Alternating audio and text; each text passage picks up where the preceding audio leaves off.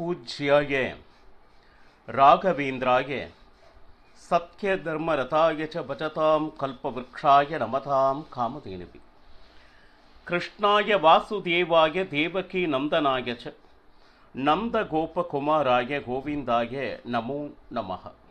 ஐந்தாவது வேதம் என்று போற்றப்படும் மகாபாரதம் பார்த்து வருகிறோம்.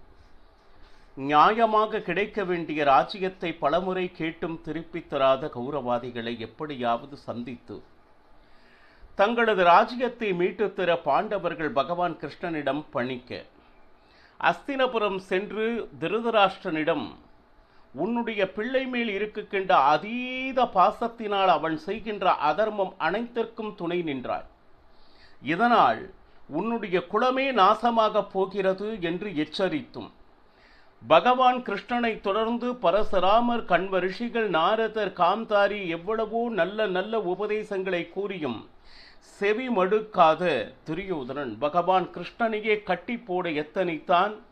விஸ்வரூபத்தை காண்பித்து பக்தர்களை மகிழ்வித்து இதற்கு யுத்தமே தீர்வு என்று குந்தியை சந்தித்தான். மிக நீண்ட உபதேசத்தை பிள்ளைகளுக்கு பெற்றான்.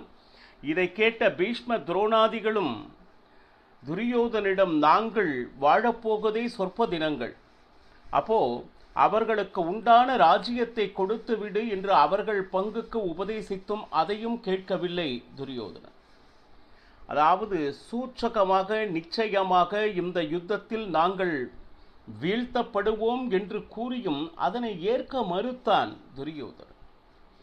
இப்போ பகவான் கிருஷ்ணன் உபப்ளாவ நகரத்திற்கு சென்று இங்கு நடந்தது என்ன என்பதனை பாண்டவர்களிடம் கூற, இனி யுத்தம்தான் இதற்கு தீர்வு, இன்னும் 7 நாட்களே உள்ளது என்று குருக்ஷேத்திரத்திற்கு தர்மராஜன் சென்று கூடாரங்களை அமைத்து யாக யஜ்ஞங்களை செய்து தான தர்மங்களை அளித்தார்.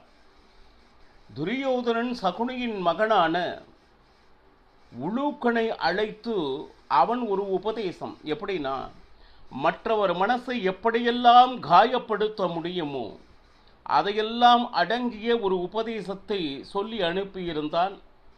பயந்து கொண்டே வந்து அந்த உபதேசத்தை கூறினான். அனைத்தையும் கேட்டு தர்மராஜன் தாராளமாக நீங்கள் இங்கே இருக்கணும்னா இருக்கலாம், போகணும்னா போகலான்னு. அதாவது மனதை கஷ்டப்படுத்தி காயப்படுத்தக்கூடிய வார்த்தைகளை கொண்டு வந்தவனாக இருந்தாலும் அவன் மேலும் தயை காண்பிப்பவன் யார் அப்படின்னா தர்மராஜன். அதுதான் தர்மராஜனுடைய பலமும் பலவீனமும் இதுதான். இப்போ யுத்தம் ஆரம்ப நாள் ஆனது. கௌரவ பாண்டவர்கள் சேனைகள் அற்புதமாக அணிவகுத்திருந்தனர். இந்த நேரத்தில் தர்மராஜன் தன்னுடைய கவச்சத்தை கடுத்தி ஆயுதத்தை ரதத்தில் இருத்தி தானாக நடக்கலாயினான் கௌரவ சேனையை நோக்கி. பீமசேனனுக்கும் அர்ஜுன, நகல, சகாதேவன் எல்லாருக்கும் ஆச்சரியம். இது என்னது, இப்படி யுத்தம் இன்னும் சிறிது நேரத்தில் ஆரம்பிக்க இருக்கிறதே, அண்ணா இப்படி போயிட்டு இருக்காரே அப்படின்னு சொல்லிட்டு, ஏன்னா இதுவரையிலும் சபையில் செய்த பிரதிஜை எல்லாம் நிறைவேற்றக்கூடிய தருணம் அல்லவா இது. கௌரவர்கள் எள்ளி நகை ஆடினர். யுத்த களத்திற்கு வந்தவுடனே கை கால்கள் நடுங்கி யுத்தத்தினால் பயந்து தர்மராஜன் வந்து கொண்டிருக்கிறான் அப்படின்னு சொல்லிட்டு, அப்போ நேரா வந்தான் தர்மராஜன். பீஷ்மாச்சாரியாரை பார்த்து சாஷ்டாங்க நமஸ்காரம் செய்தார். அகமகிழ்ந்தார் பீஷ்மாச்சாரியார். நீ ஒருவேளை வரவில்லை என்றால் நான் சாபமிடலாம் என்று இருந்தேன் என்று பீஷ்மாச்சாரியார் சொன்னார். என்ன வரம் வேண்டும் கேள் என்று பீஷ்மாச்சாரியார் கேட்க, நிச்சயமாக உடலினால் வேறு வழியில்லை, உண்ட ருணம் இருக்கிறது, அதனால் கௌரவர் பக்கம் நின்று போராடி கொண்டிருக்கிறேன், பரவாயில்லை.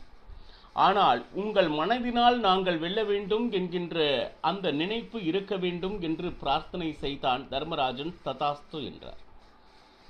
பீஷ்மாச்சாரியாரிடமே தர்மராஜன், உங்களை எப்படி கொள்வது, நீங்கள் இச்சா மரணிகள் ஆயிற்றே என்று கேட்டார். ஏன்னா சுற்றி துரியோதனன், துச்சாதனன் அத்தனை பேரும் இருக்கிறாங்க. இதற்கு பதில் அவரால் அந்த நேரத்தில் சொல்ல முடியவில்லை. உடனே பிறகு சொல்கிறேன் என்றார். இதே போல துரோணாச்சாரியார், கிருபாச்சாரியார், சல்யன், பாக்லீகன் அனைவரையும் வணங்கி அவர்களது ஆசீர்வாதங்களை பெற்றார். இந்த செயல் பார்த்த உடனே நல்லவர்கள் கெட்டவர்கள் அத்தனை பேரும் தர்மராஜனை பாராட்டினர். இன்னும் பாண்டவர்களுக்கு ஏன் மரியாதை இருக்கிறது என்றால், பெரியவர்களுக்கு அவர்கள் காட்டுகின்ற அந்த தயவு, அந்த பணிவு, அந்த தயை, இதுதான் அவர்களை மிக உயரத்தில் வைத்திருக்கிறது அப்படின்னு சொல்லிட்டு அத்தனை பேரும் பாராட்ட ஆரம்பித்தனர். முதல் நாள் யுத்தம் ஆரம்பித்தது. பீமன் அரணாக நின்றான். கௌரவ சேனைகள் மிக வேகமாக பாண்டவர்களுடைய சைன்யத்தை அழித்து கொண்டிருந்தது. முதல் நாளில் பார்த்தீங்கன்னா சல்யன் விராட்டராஜனுடைய மகனாக இருக்கக்கூடிய உத்தரகுமாரனை அழித்தார். சில சைன்யமும் அழிந்தது, உத்தரகுமாரனும் வீழ்ந்தான். கூடாரத்தில் தர்மராஜன் மிக கவலையோடு அமர்ந்திருந்தார். ஏன்னா என்ன செய்வது என்று தெரியவில்லை. மிக வேகமாக நம்மளுடைய சைன்யம் அழிந்து கொண்டிருக்கிறது. பீமசேனன் ஒருவன் தன்னுடைய முழு பராக்கிரமத்தை காட்டிக் கொண்டிருக்கிறான். ஆனால் அர்ஜுனனோ சும்மா மேம்போக்காக யுத்தம் செய்கிறானே தவிர அவனுடைய உண்மையான பலத்தை நிரூபிக்கவில்லை. நாம் உத்தரகுமாரனையும் இழந்தோம், இப்படி போய்கொண்டு இருந்தால் மிகவும் கஷ்டமாயிற்றே என்று தர்மராஜன் கவலையுற பகவான் கிருஷ்ணன் தர்மராஜனை தேற்றினான். கவலைப்படாதே, நான் பார்த்து கொள்கிறேன் அப்படின்னு சொல்லிட்டு இரண்டாவது நாள் கிரௌஞ்ச பட்சி அப்படின்னு சொல்லுவாங்க. அதுபடி அந்த பாண்டவர்களுடைய படை வியூகம் அமைத்திருந்தது. அந்த அங்கேயும் பார்த்தோம்னா இரண்டாவது நாள் யுத்தமும் மிக மிக மிக கோரமாக நடைபெற்றது அப்படின்னு சொல்றார். ஒரு பக்கம் பார்த்தோம்னா பாருங்க, அந்த கிரௌஞ்ச அப்படின்னா என்ன அப்படின்னு கேட்டீங்கன்னா, 2 கண்கள் இடத்தில் விராட்டராஜனும் திருஷ்டகேதுவும், அதே போல இறக்கைகள் இருக்கின்ற இடத்தில் பீஷ்மர், தர்மர், நகுல, சகாதேவர்கள், அர்ஜுனன், இப்படி வாழ் பகுதியில் தர்மராஜன் இருக்கும்படி அந்த கிரௌஞ்ச வியூக அடிப்படையில் இரண்டாவது நாள் நிறுத்தப்பட்டிருந்தது.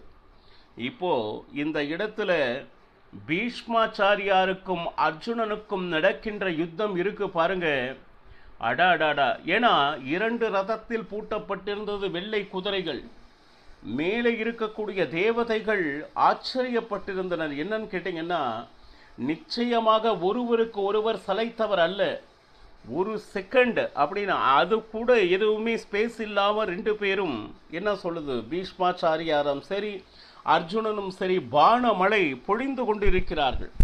ஒரு பக்கம் துரோணாச்சாரியாரும் திருஷ்டத்யும்னனும் பாருங்க, சாரதி, குதிரை, இது எல்லாத்தையும் துண்டு ஆனது யாரு? துரோணாச்சாரியார் திருஷ்டகேதுவனுடைய ரதத்தை, குதிரையை அனைத்தையும் வீழ்த்தினார். இந்த நேரத்தில் பீமன் பார்த்தான், திருஷ்டத்யும்னனும் பீமசேனனும் நெருங்கிய நண்பர்கள். உடனே ரதத்தை கொண்டு வந்து திருஷ்டகேதுவுக்கு கொடுத்தான். அவனுடைய ரதத்தில் திருஷ்டகேது அமர்ந்து போரிட ஆரம்பித்தான். அது மட்டுமல்ல, பாருங்க, பீமசேனனும் திருஷ்டகேதுவுடன் சேர்ந்து துரோணாச்சாரியாரோடு போரிட்டான்.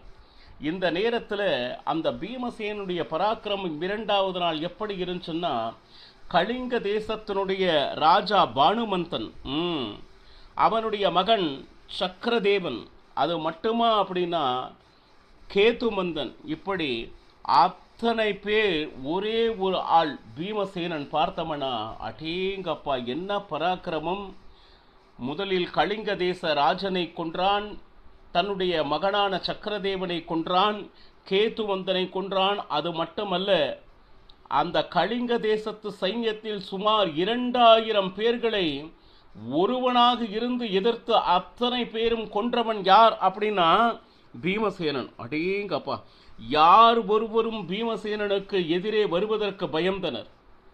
சர்வநாசம் ஆகி கொண்டிருந்தது. பாருங்க, இந்த நேரத்தில் பீஷ்மர் பார்த்து கொண்டிருந்தார். பீமசேனன் இப்படி ஒரு பராக்கிரமத்தை காண்பித்து கொண்டிருக்கிறான் என்று நேராக ஒரு அற்புதமான சக்தி ஆயுதத்தை வீசினார் பீமசேனன் மேல். ஆனால் அதனையும் 3 துண்டாக செய்தான். சாத்தகி, சாரதியனை கொன்றார்கள். இப்போ இரு பக்கமும் இழப்புகள் நடந்து கொண்டே இருக்கிறது. கலிங்க தேசத்தினுடைய சைன்யம் 2வது நாளிலே சம்பூர்ண நாசமானது. ஒரு பக்கம் திருஷ்டத்யும்னன், இன்னொரு அபிமன்யு, இவர் 2 பேரும் சேர்ந்து துரியோதனுடைய மகனான லக்ஷணகுமாரன், இவா ரெண்டு பேரும் பாருங்க சரியான யுத்தம். துரியோதனுடைய மகன் மற்றும் அபிமன்யு. பாருங்க, அபிமன்யு அந்த துரியோதனுடைய மகனுடைய வில்லினை முறித்தான். இந்த யுத்தம் நடந்து கொண்டிருக்கிறது என்று துரியோதனன் புறப்பட்டு தன்னுடைய மகனுக்காக, அதே போல அர்ஜுனன் புறப்பட்டு அபிமன்யுவுக்காக வந்தான். இப்போ துரியோதனனும் அர்ஜுனனும் போரிட்டு பாருங்க அனைவரையும் அர்ஜுனன் கீழே விழ வைத்து கொண்டிருக்கிறான். பாருங்க, அந்த சைன்யங்கள் தன் எதிரே வீழ்ந்து கொண்டிருப்பதை துரியோதனன் பார்த்தான். அந்த நேரம் மாலை நேரம் ஆனது. யுத்தம் அதோடு நிறுத்தப்பட்டது. முதல் நாளில் சல்யனால் உத்தரகுமாரன் வீழ்த்தப்பட்டான் என்பதை பார்த்தோம். இரண்டாவது நாளும் பார்த்தோம்னா மிகப்பெரிய இழப்பு யாருக்கு அப்படின்னு கேட்டிங்கன்னா, முதல் நாள் பாண்டவருக்கு. ஏன்னா சைன்யமும் நாசமாச்சு, உத்தரகுமாரனும் இறந்தார். இரண்டாவது நாள் கௌரவ சேனையில் கலிங்க தேசத்தினுடைய சேனையை ஒருவனாக இருந்து பீமசேனன் அற்புதமாக அனைத்தையும் முடித்தான். அப்போ இரண்டாவது நாள் பார்த்தோம்னா கலிங்க தேசத்து ராஜன், சக்கரதேவன், கேதுமந்தன் இவர் எத்தனை பேரையும் இழந்தனர் கௌரவாதிகள். அடுத்து மூன்றாவது நாள் அங்க கௌரவாதிகளுக்கு கலக்கமானது. பீஷ்மாச்சாரியாரை ரட்சணை செய்வதற்காக பாருங்க அஸ்வத்தாமன், கிருபன் இவங்க அத்தனை பேரும் துணை நிற்க வேண்டும். பீஷ்மாச்சாரியார் தன்னுடைய முழு பலத்தையும் இன்று காண்பிக்க வேண்டும் என்று துரியோதனன் கோரிக்கை விடுத்தான். சரி, இப்போ இதில் என்ன அப்படின்னு கேட்டீங்கன்னா, துரியோதனன் நினைத்தான் சைன்யம் என்னமோ சிறிதாக இருக்கிறது, ஆனால் அவர்களை எதிர்க்க நம்மளுடைய சைன்யம் போரவில்லை என்று துரியோதனன் நினைக்கும் அளவிற்கு பாண்டவர்களுடைய பராக்கிரமம் இருந்தது. பாருங்க, சாத்தகி, அபிமன்யு இவா ரெண்டு பேரும் சேர்ந்து என்ன செஞ்சாங்கன்னா, காந்தார தேசத்தினுடைய சைன்யம், சகுனி வந்தான்ல அதுதான் காந்தார தேசம், அதனுடைய சைன்யத்தை பாருங்க சுக்குநூறு செய்து கொண்டிருக்கிறார்கள். யாரு? அபிமன்யு, சாத்தகி இவா ரெண்டு பேரும் சேர்ந்து. இந்த நேரத்தில் சாத்தகியினுடைய ரதத்தை சுக்குநூறு ஆக்கினர் ஒரு பக்கம். உடனே அபிமன்யு என்ன செய்தான்? சாத்தகியை தூக்கி தன்னுடைய ரதத்தில் அமர்த்தி கொண்டான். இவா ரெண்டு பேரும் சேர்ந்து அந்த கலிங்க தேசத்தினுடைய சைன்யத்தை நாசம் செய்து கொண்டிருக்கிறது மூணாவது நாள் ஆரம்பத்திலே. உடனே இன்னொரு பக்கம் பார்த்தீங்கன்னா பீமசேனன், துரியோதனன் நேர் எதிர் என்ன சொல்லுது, பான மழை என்று சொல்கிறார்கள், அம்பு மழை என்று சொல்வார்களே. இன்னும் சொல்ல போனா பீமன் விட்ட பானத்தினால் துரியோதனுடைய கிருதயத்தில் விழுந்து மூர்ச்சை தப்பினான் துரியோதனன் அப்படின்னு எழுதுறாங்க. உடனே என்ன சொல்லுது, அவனை ரதத்தில் அமர்த்தி கொண்டு ஓடினர்.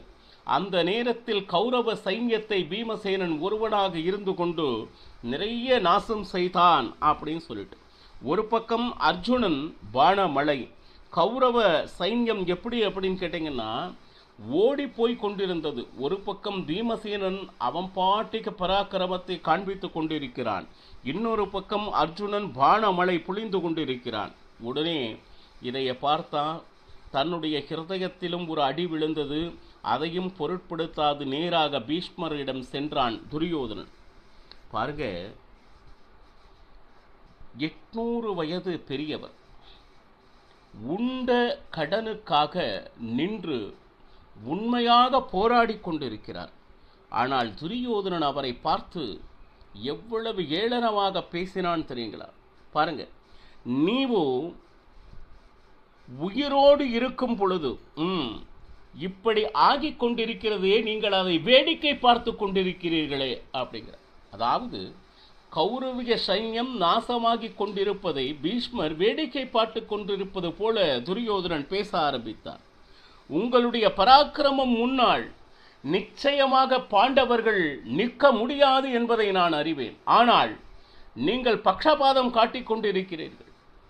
என்றுமே என்னை விட பாண்டவர்கள் மேல்தான் உங்களுக்கு அபிமானம் அதிகம்.